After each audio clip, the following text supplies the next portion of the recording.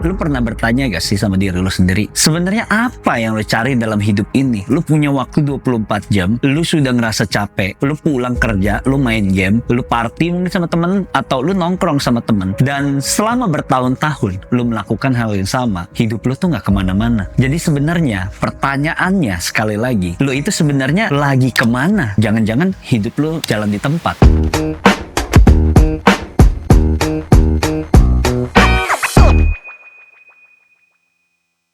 Ini permasalahan banyak orang, dan gue sering lihat juga nih di lingkungan pertemanan gue, lingkungan nongkrong gue sering ketemu banyak orang. Bahkan gue mengambil kesimpulan, kalau memang hidup lo selama bertahun-tahun gak kemana, berarti ada yang salah nih sama hidup lo. Ada yang salah dengan cara pikir lo, ada yang salah dengan pertemanan lo. Karena gue percaya, gue punya teman sampai di hari ini, itu membantu percepatan bisnis gue. Jadi kalau misalnya lo punya pertemanan lo bermasalah, itu artinya lo punya cara pikir yang salah. Ketika lu punya cara pikir yang salah, ini mempengaruhi apa yang lo lakukan di setiap harinya. Karena gue percaya apapun yang lo kerjakan, apapun yang lo temui, itu berpengaruh dari cara hidup lo yang lo jalani hari ini. Kalau misalnya gue pribadi, gue selalu mengupgrade value gue, mengupgrade diri gue setiap tahunnya. Gue mau ikut kelas apa kek, gue mau belajar apa kek, gue harus mencari yang terbaik dalam hidup gue. Jadi bukan berarti kalau misalnya lu masih terpuruk gitu, lu tidur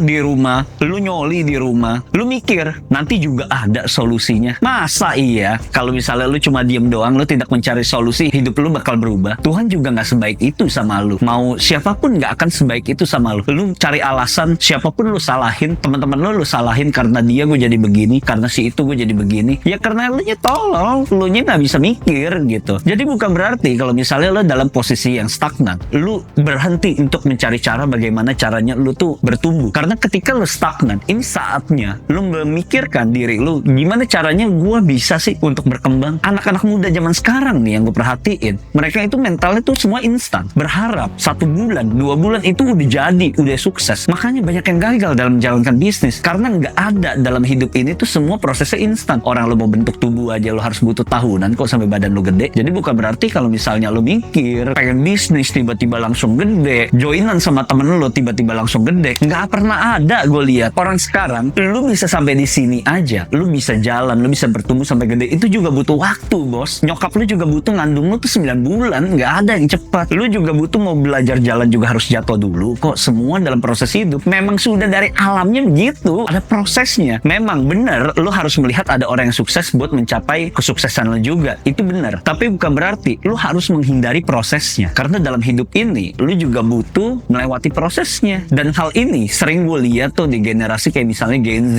atau Gen Alpha gitu ya. Apapun yang diminta ke orang tuanya pasti harus kesampaian. Kalau misalnya keluarga kaya, mau punya mobil tinggal pakai, mau punya apapun tinggal minta. Lu pada kalau memang misalnya hidup dari keluarga orang tua yang kaya, itu mayoritas gue lihat ujung-ujungnya tuh nggak jadi apa-apa. Ujung-ujungnya nerusin usaha orang tua, ujung-ujungnya nggak punya survive mode. Padahal ketika lu dari dulu, dari zaman purba nih, nenek moyang kita, lu untuk makan aja lu harus berburu gitu. Itu ada prosesnya. Lu harus nih udah siapin tuh ya tombak gitu. Lu udah harus ngeker nih hewannya tuh ada di mana. Ketika lu bunuh hewannya, lu harus bakar, mau kulitnya dijadiin baju. Itu semua ada prosesnya. Jadi harapan gua nih kalau semua, apapun lu harus menghargai proses yang lu jalanin. Mau lu jatuh pun it's okay, itu semua okay. Karena lu dulu juga mau jalan juga harus jatuh dulu. Kok sekarang kok lu menghindari yang namanya proses, lu pengen berharap hasil instan. Dan gua ngelihat juga banyak anak orang kaya tuh mentalnya tuh cupu-cupu. Makanya ketika lu cowok, lu nggak boleh nih yang namanya menghindari semua proses-proses yang ada. Karena nanti kalau misalnya lu berkeluarga, lu juga baru tahu nih, ternyata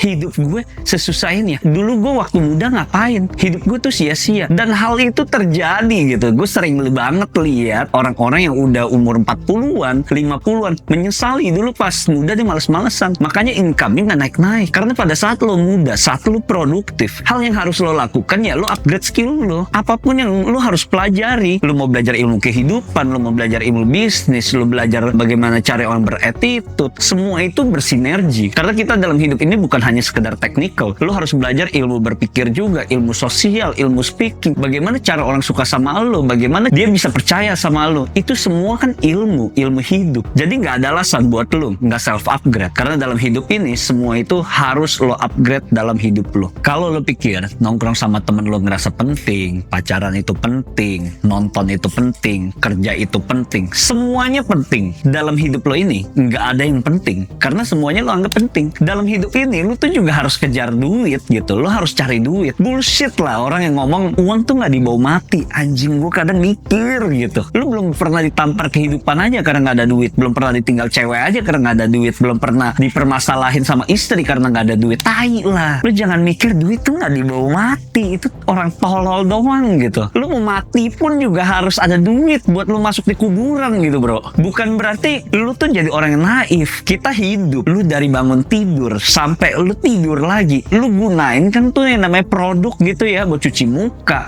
lo gunain air, lo gunain lampu. Lo pikir itu semua datang dari langit? Orang tolol anjing gitu loh. Lo aja pegang handphone ada kuotanya itu bos. Jadi lo udah nonton video ini, lo silakan ngatain gue kalau memang gue salah. Tapi bukan berarti segalanya itu nggak butuh duit. Lo kalau nggak ada duit, lo juga nggak punya power. Ngomongan lo tuh juga nggak didengar. Karena segala sesuatu di hidup ini kita harus bekerja. Orang-orang males doang tuh yang nggak mau kerja, cari duit, mikir nanti gue juga mati, buat apaan uang nggak dibawa mati. Lo egois anjing. Keluarga lo juga butuh duit gitu kalau lo nggak ada. Dan di sini lo harus menentukan yang namanya skala prioritas. Lo bekerja, lo hasilkan uang, lo memupuk kekayaan, lo dengan lo membangun bisnis, lo itu bisa memberikan impact buat banyak orang. Karena segala sesuatu itu, uang itu penting, kerja itu penting. Dan di posisi gue juga sudah menentukan skala prioritas gue. Salah satunya misalnya kerja. Kalau misalnya ada waktu buat pacaran, buat sama keluarga dan sebagainya, ya gue bagi-bagi karena gue anggap semuanya penting. Tapi kalau misalnya gue nggak punya uang, bagaimana caranya gue membahagiakan keluarga gue? Bagaimana caranya gue bisa nongkrong sama teman gue dengan makanan yang enak? Ya jadi cowok lo harus punya power. Power itu datang dari mana? PD itu datang dari mana? Ya dari duit. Makanya lo jangan bilang kerja itu juga nggak penting. Makanya jadi orang jangan tolol. Lo harus berpikir. Gue juga udah pernah ditinggal cewek karena nggak ada duit. Karena value kita berbeda. Dia punya duit, gue nggak punya duit. Gue juga pernah karena gue motoran, si cewek itu naik mobil, gue dipandang sebelah mata. Keluarga juga nggak respect sama gue. Ya pastilah, wajar. Gue juga ngerti posisi cewek seperti itu. Orang tuanya kaya, gue nggak kaya, ya orang tuanya juga mau berharap anaknya itu dapat yang terbaik gitu loh. Lu juga belum pernah kan yang namanya diselingkuhin cewek karena lu nggak punya duit. Akhirnya dia berpindah sama cowok yang lain. Itu semua terjadi. Atau mungkin di sekeliling lu sering lihat gitu kasus perceraian karena nggak ada duit. Itu sering banget terjadi. Udah bukan zamannya deh kalau misalnya lu bilang ini gue cinta mati sama lu, dia cinta mati sama gue. Kalau nggak ada duit kayak tai itu semua hubungan lu juga kandas gitu nggak ada duit. Terutama nih ya, gue lihat orang di negara Konoha ini banyak yang hidupnya tuh nggak enakan gitu. Nggak enakan karena apa? Karena